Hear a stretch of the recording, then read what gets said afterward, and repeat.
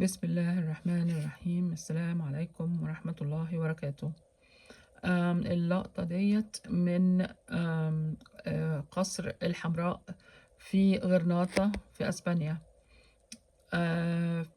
القصر ده زي ما انتوا هتشوفوا كده، لو دققتوا هتلاقوا انه مكتوب فوق لا ولا غالب إلا الله، وبيعيدها تاني جنبها ولا غالب إلا الله. وده بقى منتشر في كل الزخارف اللي موجودة في القصر كله، وهي كتيرة حقيقة. زخارف دقيقة جدا زي ما واضح في الصورة.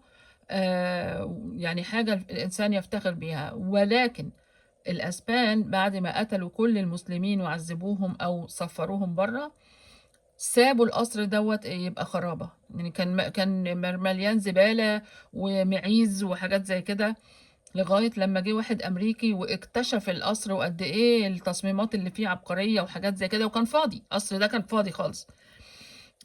كل حاجة تانية كانت اتسرقت يعني.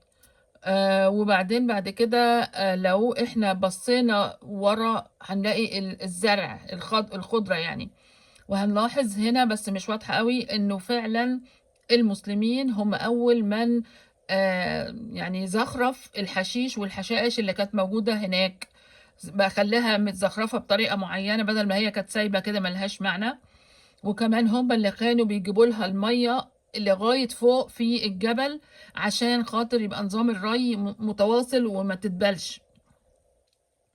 طبعا كل الحاجات ديت السياح بينهبلوا عليها، احنا رحنا وشفناها. ولكن بعد كده، بعد ما الراجل الامريكاني ده عمل كتاب عن القصر، بقى هو ده اكبر مصدر للدخل في اسبانيا مع كل القصور التانية. والله غالب ولا غالب الا الله.